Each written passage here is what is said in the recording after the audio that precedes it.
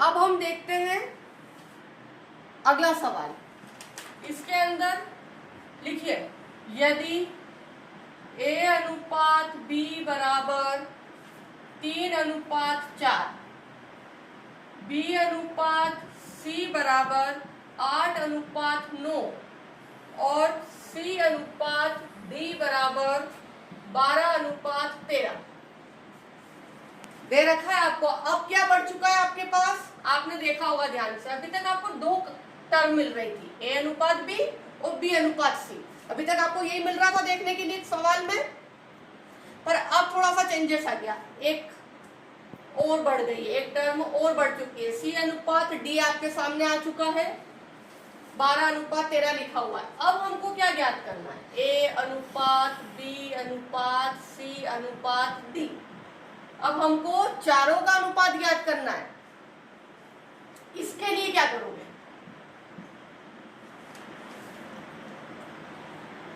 चलिए देखते हैं इसके लिए भी हम। सबसे पहले एक सवाल और बना लेते हैं इसमें कि यदि A अनुपात D आ गया तो क्या करें। पूछ सकते हैं ना कि A अनुपात B अनुपात C अनुपात D निकालो या फिर A अनुपात D निकालो। कोई भी एक चीज पूछ ली जाए, संख्याएं यही दी जाए, तो पहले हम ये निकाल के देख लेते हैं, थोड़ा इजी रहेगा आपको समझने के लिए। फिर हम इसी सवाल का एक अनुपात B अनुपात C अनुपात D निकालेंगे। देखिए सेम करते हैं, A B C और D चारों संख्याएं लिखते हैं, सेम किया जाता है। अब A की वैल्यू और B की वैल्यू, A की वैल्यू कितनी है 3, तो A के नीचे लिख देंगे। B की वैल्यू 4, B के नीचे लिख देंगे। B की वैल्यू अब कितनी है 8, तो इसी लाइन में 8 आएगा। फिर C की वैल्यू 9, तो अब इस C की लाइन में 9 आएगा, ये जगह खाली रहेगी, ध्यान रखिएगा। ये दोनों स्पेस खाली में बिंदी लगा रही हूं जहां पर खाली रहेगा। C और D का अनुपात कितना है 12:13, मतलब कि C के नीचे क्या आएगा 12 और D के नीचे 13। ये वाली स्पेस खाली है, ये दोनों स्पेस खाली है और ये भी खाली। क्लियर, आपको समझ में आ गया लिखने का तरीका क्या करा है हमने। A के नीचे 3, B के नीचे 4 लिखा। फिर इस B की वैल्यू 8 थी तो हमने इस B के नीचे ही 8 लिखा है, और इसके साथ में C की वैल्यू क्या थी 9, तो हमने इस C के नीचे 9 लिख दिया। C अनुपात D, अब C की वैल्यू कितनी दे रखी थी 12, तो हमने C की लाइन में 12 लिखा 9 के नीचे, और D की वैल्यू 13, ये हमने यहाँ लिख दी। अब देखो हमको क्या देखना है, पहला सवाल A अनुपात D निकालना है। क्या करना है, A अनुपात D। A कहाँ है, यहाँ है, और D यहाँ है, तो हमको स्टार्ट A से करना है, खत्म का करना है D पर करना है। तो यहाँ पर इसका ऐसे मल्टीप्लाई होता है, 3 का 8 में और 12 में, इन तीनों का आपस में मल्टीप्लाई होगा, और D की वैल्यू निकालने के लिए 4, 9 और 13 इनका आपस में मल्टीप्लाई होगा। यहाँ तक आपको समझ में आ गया होगा। एरो सेम बना लेना, सेम तरीके से लिखना, समझना आसान हो जाएगा।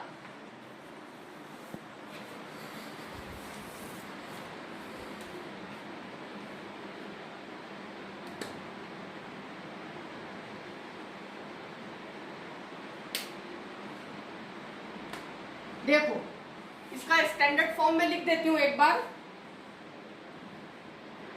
ताकि आप लिखते जाएं साथ में।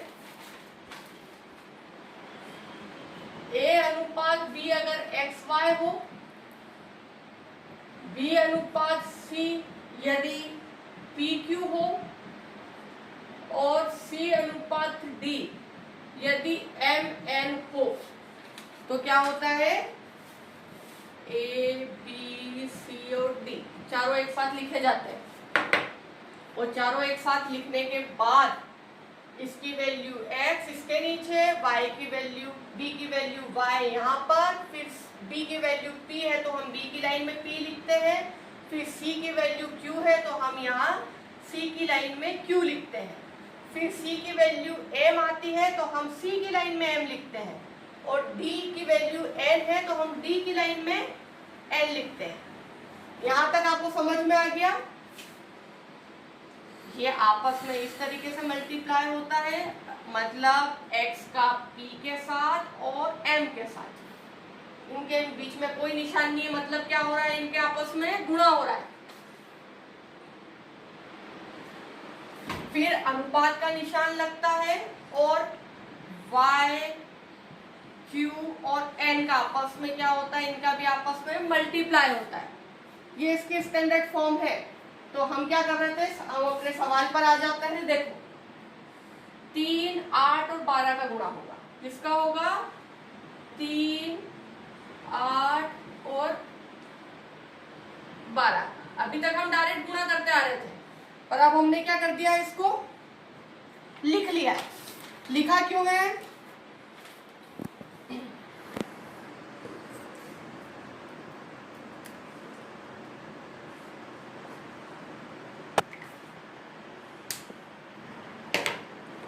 चलिए 3, 8 और 12 का, फिर इसके बाद ये अनुपात का निशान लगाया, 4, 9 और 13 का गुणा होगा, 4, 9 और 13। मैंने ये इसी तरीके से इसको यहाँ लिख लिया है संख्या। अब देखिए, हम गुणा तो कर सकते हैं, पर गुणा की संख्या कुछ ज्यादा बड़ी आ जाएगी, 200, 300 के समथिंग पहुंच जाएगी और हमको आंसर निकालने में कठिनाई होगी। तो हमने क्या सीख रखा है कि a अनुपात d मतलब a बटे d। पढ़ा है आपने, मैंने अभी समझाया था आपको कि अनुपात का मतलब बटा होता है, तो a अनुपात d मतलब a बटे d लिख सकते हैं। तो हम a की वैल्यू के बटे में d की वैल्यू को लिख सकते हैं। 3 गुणित 8 गुणित 12 के बटे में हम 4 गुणित 9 गुणित 13 लिख सकते हैं। इसमें कोई कंफ्यूजन नहीं होगा आपको, मुझे लग रहा है कि आपको समझ में आ चुका है। तो हमने क्या करा है, अनुपात को बटे में बदल दिया है, ये सारी संख्याएं ऊपर, फिर बटे का निशान, और फिर ये बाकी की संख्या हमने नीचे लिख दी है जो d के बराबर थी। अब देखिए, अब हम गुणा में काट सकते हैं। 3 से काटो, 3 एकम 3, 3 तिया 9, 4 एकम 4, 4 दूना 8, 3 एकम 3, 3 चौके 12 हो रहा है। क्या आ गया आपके पास, 4 और 2 नीचे 13 आ रहा है आप सभी के पास। तो 4 दूना 8 हो जाएगा। यहाँ लिख देती हूं मैं कि आपके पास क्या बचा है, 2 इंटू 4 बचा है, यानी 2 गुणित 4 बचा है, और यहाँ आपके पास 13 बचा है। तो इसको हम क्या लिख सकते हैं, 4 दूना 8 बटे 13, मतलब 8 अनुपात 13 इसका आंसर हो गया। क्या हो गया इसका आंसर, 8 अनुपात 13। चलिए उतार लीजिए, क्लास कंटिन्यू करते हैं। देखिए, अभी तक हमने क्या देखा था कि a अनुपात d कैसे निकाला जाता है। अब आप लोगों को ये समझ में आ चुका है। अब हम देखते हैं कि a अनुपात b अनुपात c अनुपात d चारों का एक साथ कैसे निकालेंगे। अब हमारे सामने एक बहुत बड़ी समस्या है, क्योंकि अभी तक हमने a अनुपात c देख लिया, a अनुपात b अनुपात c देख लिया, अब हमारे पास d आ चुका है। इसके लिए हम क्या करेंगे, देखिए लिखना सेम तरीके से है, इसलिए मैं थोड़ा सा रफ कर देती हूं। चलिए देखिए क्या होता है कि a अनुपात b अनुपात c अनुपात d निकालने के लिए हम सेम तरीके से लिखते हैं। a के नीचे b के नीचे b की वैल्यू, c के नीचे c की वैल्यू, और d के नीचे d की वैल्यू, जो आपने अभी तुरंत देखा था। अब हमको चारों का एक साथ निकालना, क्या करना है, a अनुपात b अनुपात c अनुपात d, चारों का एक साथ निकालना। इसके लिए हम a की वैल्यू तो सेम तरीके से निकालेंगे। कैसे, a, p और m तीनों का मल्टीप्लाई करके हम a की वैल्यू निकाल देंगे। अब b की वैल्यू निकालने के लिए हम इन दोनों का तो 4 और 8 का गुणा करेंगे, साथ में 12 का भी करेंगे, मतलब क्या हुआ कि हम y का भी करेंगे, p का भी करेंगे इसके साथ, और फिर m का भी करेंगे। क्लियर? और c की वैल्यू निकालने के लिए हम 4 का, 9 का और साथ में 12 का करेंगे, यानी कि p, q और m, एक एरो इधर भी बन जाएगा, y, q और m की वैल्यू, और साथ में y, q और n, y, q और n तीनों का निकालेंगे। यहां तक आप लोगों को आई होप समझ में आ गया होगा। अब हम करके देखते हैं। देखो 3 गुणित 8 गुणित 12, फिर उसके बाद ये अनुपात का निशान 4 गुणित 8 गुणित 12, फिर अनुपात का निशान 4 गुणित 9 गुणित 12, और फिर अनुपात का निशान, और हमको d की वैल्यू निकालना तो आती है, इन तीनों का कर देते हैं 4 गुणित 9 गुणित 13। यहां तक आप सबको समझ में आ गया है? चलिए अब हम गुणा करके देख लेते हैं। 4 3, समझ में आ रहा है आप सभी को? अब इसका आपस में गुणा करेंगे, इन सब का गुणा करके लिखिएगा, फिर इन सब का गुणा करके लिखिएगा, और इन सब का गुणा करके लिखिएगा। काफी बड़ी संख्या आएगी आपके सामने। ये आपका मल्टीप्लाई करना आपका होमवर्क है। क्या है? मल्टीप्लाई करना आपका होमवर्क है। चलिए सेम सवाल एक और करते हैं।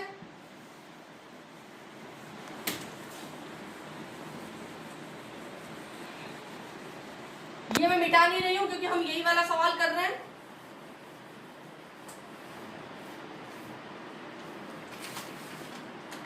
a अनुपात b बराबर 3 अनुपात 4 है, b अनुपात c बराबर 1 अनुपात 2 है, और c अनुपात d बराबर 4 अनुपात 5 है। ये आपको समझ में आ रहा है? ये एक सवाल है आपके सामने, हमको निकालना है a अनुपात b अनुपात c अनुपात d, चारों का हमें निकालना है। स्पीड में करेंगे, मेरे साथ साथ जल्दी जल्दी करना, क्योंकि इसके अंदर स्पीड भी बहुत मायने रखती है सवाल हल करने में। ए बी सी डी चारों लिख लिया। अब हमने क्या करा, हम वैल्यू रखना सीख चुके हैं, क्योंकि ए की वैल्यू ए की रो में आएगी, बी की वैल्यू बी की रो में, फिर वापस बी की वैल्यू बी की रो में, और सी की वैल्यू सी की रो में, फिर सी की वैल्यू सी की रो में, और डी की वैल्यू डी की रो में। यहां तक आपको समझ में आ चुका है। अब हम स्पीड में मल्टीप्लाई करेंगे। ए का अनुपात निकालने के लिए 3 एकम 3, 3 चौके 12 आ रहा है आपका, ये आ गया आपका 12। फिर हमने बी का अनुपात निकालने के लिए 4 में 1 का गुणा करा और 1 में फिर 4 का करा, तो 4 और 4 16, 4 चौक 16। फिर हम सी की वैल्यू निकालने के लिए 4 में 2 का करेंगे, और फिर इसका 2 का फिर 4 में करेंगे। 4 एकम 4, 4 दूना 8, 8 चौक 32, ये हमने लिख दिया। अब हम अगला डी की वैल्यू निकालने के लिए क्या करेंगे, 4, 2 और 5 का गुणा करेंगे। 4 एकम 4, 4 दूना 8 और 8 पंजो 40, ये 40 आ गया आपका। ये आ गया आपका ए अनुपात बी अनुपात सी अनुपात डी की वैल्यू। अब इसको थोड़ा सा शॉर्टकट में करने के लिए क्या कर सकते हो, भाग दे देना, 2 से दे दो। 2 छंग 12, 2 अठी 16, फिर 2 एकम 2, 2 छंग 12, और फिर ये 20। क्लियर? थोड़ा सा इजी फॉर्म में लिख दिया इसको हमने।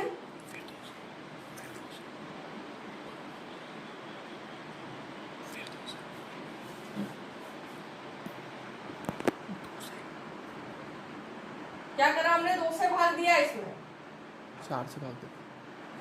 क्लियर?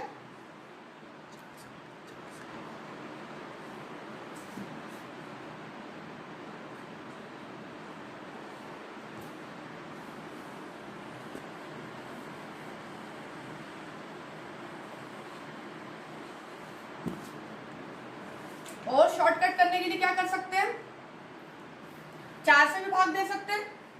4 से दे दो और शॉर्टकट हो जाएगा। 4 तिया 12, ठीक, 4 चौके 16, 4 8 32 और 4 धाम 40। ये और शॉर्टकट हो गया आपका। ठीक है, किससे भाग दे दिया हमने? 4 से भाग दे दिया। यहां तक क्लियर? चलिए, अब इस तरीके से आपने सीख लिया है कि हम अनुपात कैसे निकालते हैं। अब हम जल्दी से समानुपात भी सीख लेते हैं, क्योंकि वो टॉपिक थोड़ा छोटा है और इजी वे में हो जाएगा। मिटा देती हूं मैं इसको।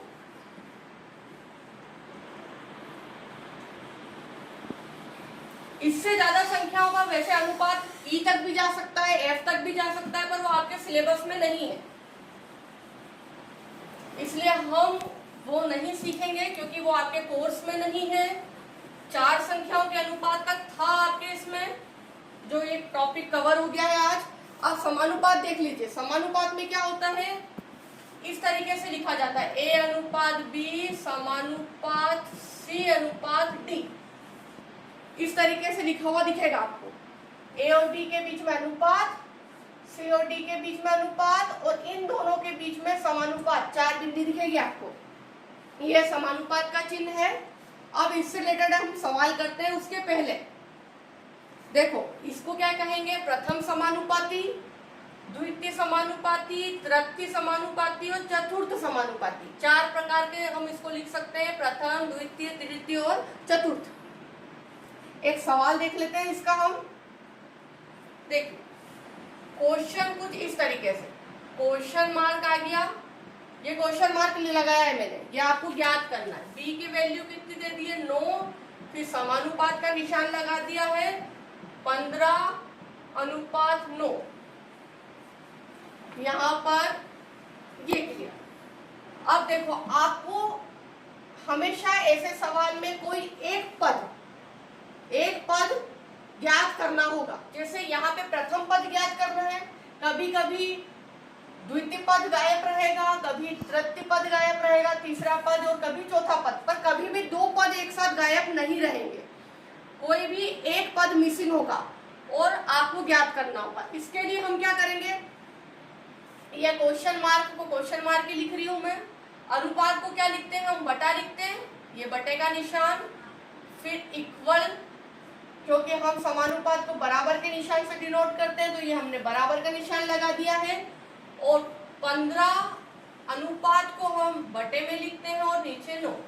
बन गई टर्म आपके सामने, क्वेश्चन मार्क, फिर 9, यहाँ पे 15/9। अब इसको हल करने के लिए आप क्या करते हैं? क्रॉस गुणा, इसका इसमें और इसका इसमें कर दीजिए। क्वेश्चन मार्क का गुणा किसके साथ होगा? 9 के साथ, और इस 9 का गुणा किसके साथ होगा? 15 के साथ। ये लिख दिया हमने, इसका गुणा इसमें और इसका गुणा इसमें, 9 का गुणा 15 में कर दिया। अब देखिए, क्वेश्चन मार्क इधर, गुणा का मतलब क्या होता है? बराबर के उस तरफ जाता है तो बटे में चला जाता है, क्योंकि यहाँ किसमें है? गुणा में है, तो यहाँ क्या हो जाएगा? भाग में चला जाएगा। तो 9 × 15, और ये भाग में गया 9, ये 9 भाग में गया। अब देखिए, क्वेश्चन मार्क, 9 से 9 कट गया, तो क्या बचा? 15। क्वेश्चन मार्क की जगह क्या आ जाएगा आपका आंसर? 15।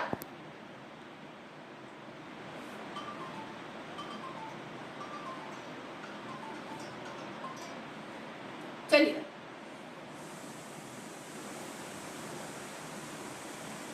ये आपका आंसर हो गया है। इसी प्रकार से आप समानुपात के सवाल कर सकते हैं। यदि कोई भी संख्या दी हुई हो, यहाँ पर 15 दिया होता, ये यहाँ 9 है, और यहाँ अगर 15 दिया होता और कोई भी एक संख्या गायब होती, मान लो यहाँ गायब होती, तो भी आप हल कर सकते थे। क्वेश्चन मार्क यहाँ आ जाता और आप इसको इजी वे में कर सकते थे। देख लीजिए, एक सवाल और हम खुद कर लेते हैं अपनी तरफ से बनाकर। मान लो a की वैल्यू 7 दे रखी है, ठीक, b की वैल्यू 14 दे रखी है, c की वैल्यू 21 दे रखी है, और डी की वैल्यू ज्ञात करनी। चल डी गायब कर दिया। अब हमने क्या करा, चारों में से किसी एक पद को हटा दिया। हमने ये डी को हटा दिया। अब इसको आप कैसे लिख सकते हो, 7/14 बराबर 21/? लिख सकते हो इसको आप, क्योंकि आपको पता है कि अनुपात को बटे में लिखते हैं, समानुपात को बराबर के निशान में और अनुपात को फिर बटे में। अब क्रॉस गुणा कर दीजिए। 7 में किसका गुणा होगा, क्वेश्चन मार्क का, और 14 में किसका होगा, 21 का गुणा हो जाएगा। और क्वेश्चन मार्क के साथ 7 किस में, गुणा में, तो बराबर के उस तरफ जाता है तो किस में हो जाता है, भाग में बदल जाता है। तो ये क्वेश्चन मार्क ऐसा का ऐसा 14 के नीचे 14/21 के नीचे 7 आ जाएगा। और अब हम इसको काट सकते हैं, 7 एकम 7, 7 दूनी 14, और क्वेश्चन मार्क की जगह अब 21 और 2 का गुणा हो जाएगा, तो क्या होगा, 42। डी की वैल्यू क्या आएगी, 42, 42 आ जाएगी। क्लियर। अब आपको आज हमने अनुपात और समानुपात को पूरा कवर कर लिया है। इससे संबंधित कोई भी सवाल आते हैं तो आपको कोई दिक्कत नहीं होगी। और मैं आप लोगों से एक बार पूछ लेती हूँ, आपको कहाँ समझ नहीं आया है। हेलो, आप लोगों को मेरी आवाज आ रही है? किसी को कोई समस्या इसमें बोल सकते हो, आपको यदि कोई समस्या हो तो। हेलो।